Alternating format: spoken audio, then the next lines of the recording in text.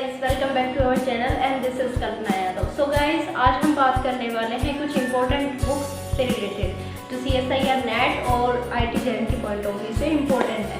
तो ज़्यादा time waste ना करते हुए हम बुक्स के बारे में सबसे पहले हम बात करते हैं इनऑर्गेनिक केमिस्ट्री की। इनऑर्गेनिक केमिस्ट्री के लिए मैं आपको ये बोलूँगी कि अगर आपके पास में सफिशिएंट टाइम है, मतलब कि अगर आपने नेट का सिलेबस ऑलमोस्ट कर चुके हैं और आपको ऐसा लग रहा है कि मेरे पास में भी सफिशिएंट टाइम है दिसंबर तक का, मुझे कुछ और भी पढ़ना है, मतलब मुझे और डिटेल्ड वाइज पढ़ना है, तो मैं आपको रिकमेंड करूँगी कि आप AK दास पढ़िए।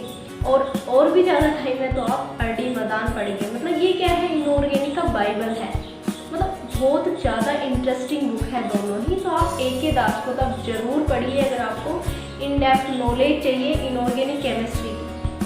बट अगर आपके पास में सफिशिएंट टाइम है तो चलिए हम कुछ पर्टिकुलर टॉपिक वाइज बुक देख लेते हैं एक बार। सबसे पहले हम बात करते हैं ऑर्गेनोमेटेलिक केमिस्ट्री के लिए। ऑर्गेनोमेटेलिक केमिस्ट्री वेटेज है 20 to 30 के बीच में आता ही आता है, मतलब बहुत ज़्यादा नंबर की जो है वो अपने CSIR नेट में आता है। तो उसके लिए आप अजय कुमार पढ़ सकते हैं या फिर आप BD गुप्ता पढ़ सकते हैं। दोनों ही बुक बहुत अच्छी है, मैंने खुद ने BD गुप्ता से पढ़ा है, बहुत अच्छी बुक है। कोऑर्डिनेशन केमिस्ट्री जो अपने आप में बहुत ज़्यादा वेटेज रखता है।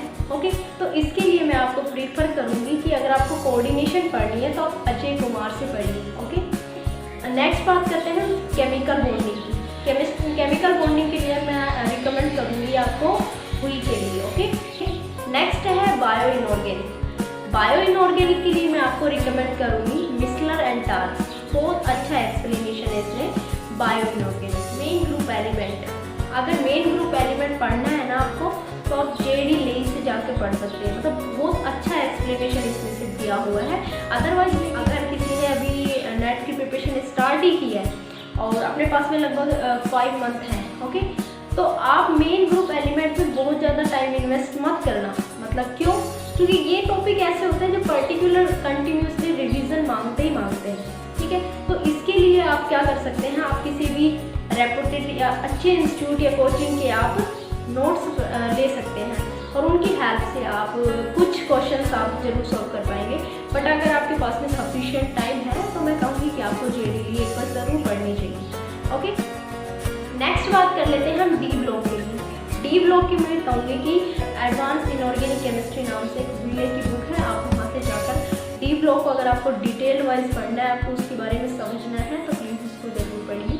ओके, अदरवाइज अपना वही है, किसी भी पर्टिकुलर कोचिंग इंस्टीट्यूट के नोट्स लीजिए, उनसे एक बार आप देखिए किस तरह के क्वेश्चन आ रहे हैं।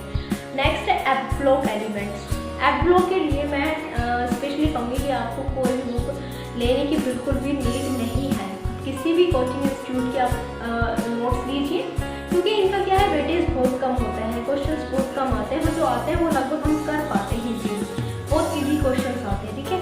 तो हम यहाँ से इनको नोट्स से भी एप ब्लॉक को कंप्लीट कर सकते हैं। ओके, तो ये कुछ बुक्स थी जो हमने इनऑर्गेनिक केमिस्ट्री के बारे में बात की है। ऑर्गेनिक केमिस्ट्री के लिए तो देखिए, ऑर्गेनिक केमिस्ट्री क्या है, ऑर्गेनिक केमिस्ट्री का अगर आपको बेसिक मतलब नहीं पता होगा ना तो आप एडवांस पढ़ ही नहीं सकते।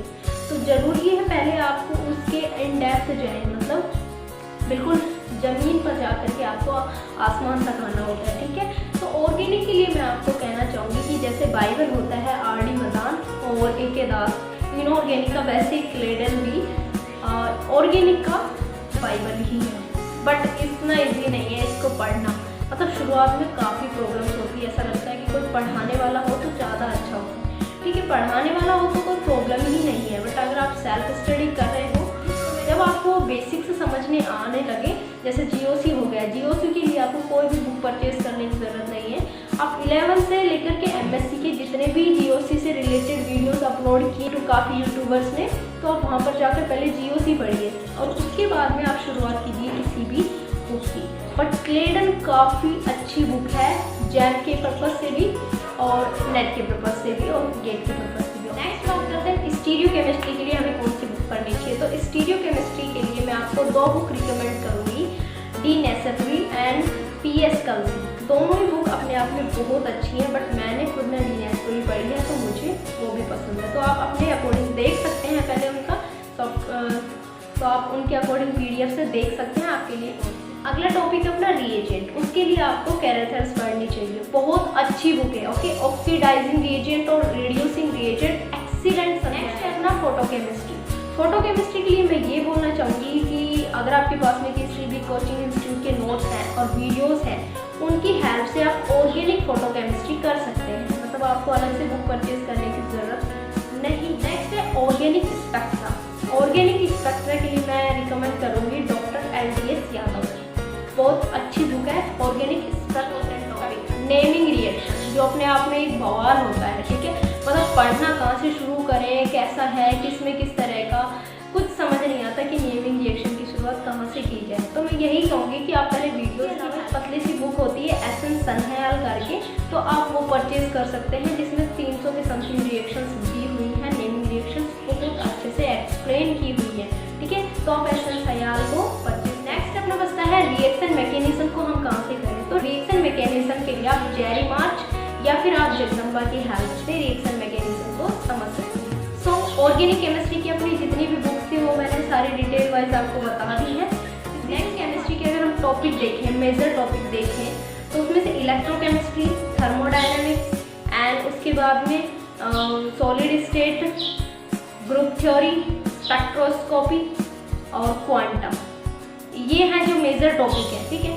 अगर आपके पास में सफिशिएंट टाइम है तो पूरी शर्मा पठानिया और एटकिंस हो सकता है थोड़ी सी टफ पड़े, ओके, एटकिंस हो सकता है उसमें लैंग्वेज प्रॉब्लम हो सकती है, बट पूरी शर्मा पठानिया में ज़्यादा प्रेफर करूँगी, ओके। नेक्स्ट है इलेक्ट्रोकेमिस्ट्री के लिए बुक। तो इलेक्ट्रोकेमिस्ट्री के लिए तो भैया बस मैं क्या बताऊँ, आप KL कपूर के वॉल्यूम हैं, 6 वॉल्यूम हैं, आप KL कपूर को जरूर पढ़िए इलेक्ट्रोकेमिस्ट्री के लिए। देन थर्मोडायनेमिक्स के लिए आप या तो एटकिंस में से पढ़ लीजिए या पूरी शर्मा पठानिया से पढ़ लीजिए, या फिर एक आती है रस्तोगी पब्लिकेशन करके, ओके, वहाँ से आप इसको कवर अप कर सकते हो। ग्रुप थ्योरी के लिए FA कॉटन करके एक बुक आती है, आप उसको परचेज आप उससे पढ़ सकते हैं। नेक्स्ट है मॉलिक्यूलर स्पेक्ट्रा। इसके लिए क्या है, 2 बुक रिकमेंड करूँगी मैं। एक तो हो गई आपकी RS ड्रेगो करके और दूसरी है CN बेनीवाल करके। दोनों बुक बहुत अच्छी हैं, आप कोई से भी पढ़ सकते हैं, ओके। और सबसे खतरनाक बोले जाने वाला टॉपिक क्वांटम, उसके लिए मैं आपको कहूँगी कि आप RK प्रसाद से पढ़ सकते हैं, ओके। उसके अलावा भी एक बुक है लेवाइन, वो लेवाइन करके कुछ बुक है, तो आप वहाँ से भी पढ़ सकते हैं किसको, क्वांटम को, ठीक है। तो पूरी शर्मा पठानिया तो मेरे हिसाब से हार्ड कॉपी आपको ले लेनी चाहिए, और अगर आप हार्ड कॉपी नहीं लेते हो उसकी, तो आप PDF से जाइए, उसको रीड आउट कीजिए, उनको समझिए कौन सी बुक आपके लिए इजी है, कौन सी बुक में अच्छी लैंग्वेज है, वो आप सबको कंपेयर करके ही पता चलेगा कि किस बुक में से क्या पढ़ना है। तो आई होप आपके लिए वीडियो काफ़ी बेनिफिशियल रही होगी, तो आप ज़्यादा से ज़्यादा इसे अपने फ्रेंड्स के साथ में, स्टूडेंट्स के साथ में शेयर कीजिए, ताकि और भी स्टूडेंट्स की हेल्प हो सके।